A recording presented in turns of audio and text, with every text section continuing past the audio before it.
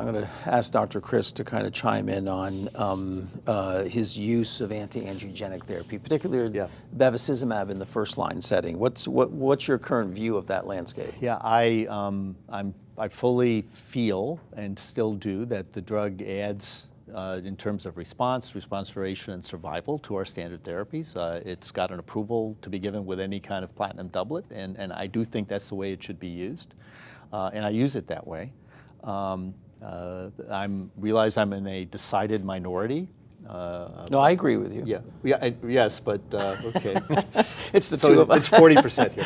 It's usually 20%. But the drug is there, it works. I have to tell you, it's almost a drug without consequences for the average patient. Yeah. I mean, and most patients are able to live with the adverse effects of it, the runny nose and things like that. Hoarseness, runny nose that you see with people.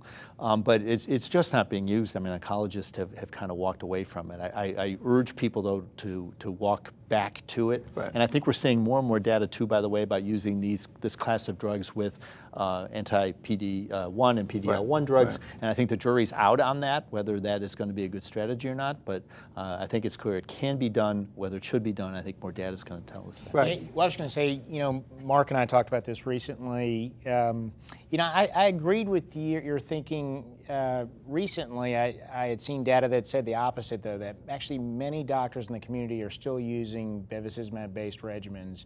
It was actually about half of what they chose for their first-line non-squamous setting. Now, I personally think that 021G is going to change that. I think if a doctor has a choice between a bev-based Taxol regimen, I think he's going to probably choose the PEM carbo regimen.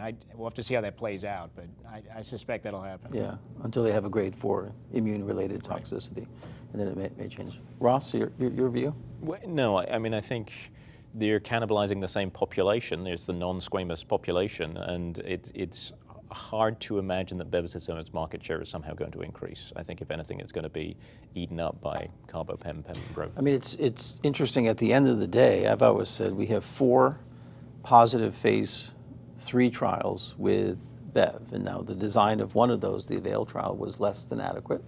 But we also we have ECOG 4599 as one bookend, and we have the Beyond trial in China as the second bookend, all of which showed a survival advantage, as you point out.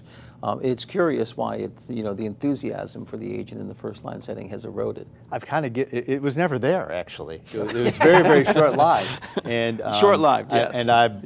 It's there. I hope doctors think about it, but I don't think we're going to change their minds. At least I've failed in however many years since it's been approved. And then one of the criticisms is the kind of maintenance aspect of that, of the use of Bev, even though we've never really isolated that in the again, trial. it's the data. That's how it was approved. Right. And that's what it is. And whether you need it or not, I mean, right. But I people think don't Dr. really know Kris's that. point about the culture here of these drugs applies to that as well. People have no problem giving pemetrexed maintenance.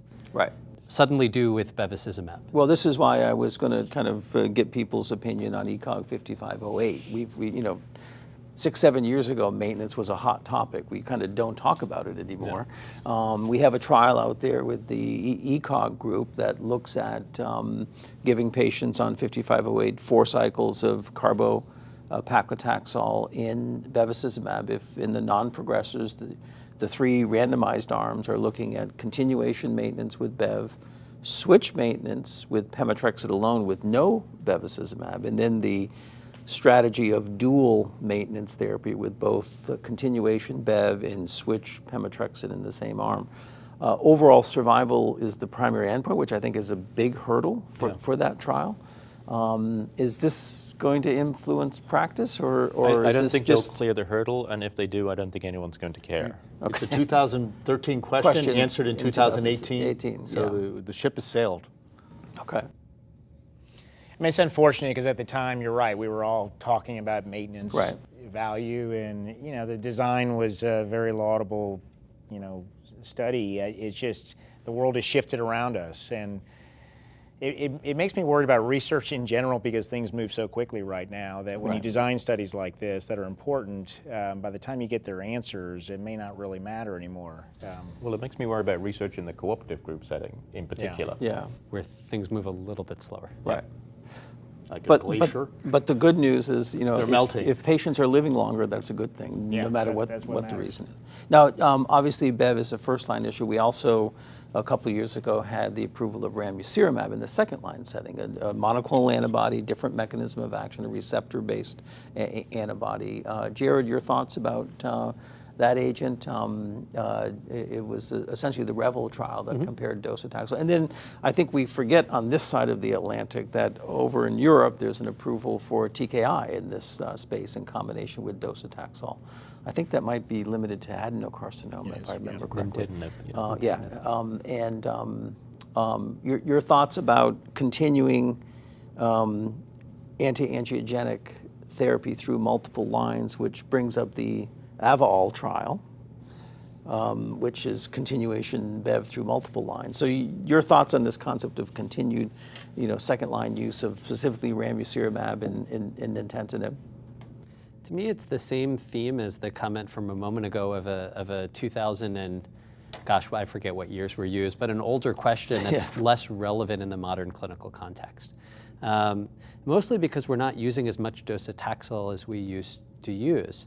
Patients are getting in the first and second line some order of platinum or triplet with bevacizumab and a PD-1 agent. No one's really thinking about docetaxel in the second line anymore. It's a very toxic and not particularly effective drug. Probably competes for the least favorite thoracic oncology drug used. For me, it's cisplatin, but I know you probably don't want to get into that right now. It's my favorite. It cures people. But.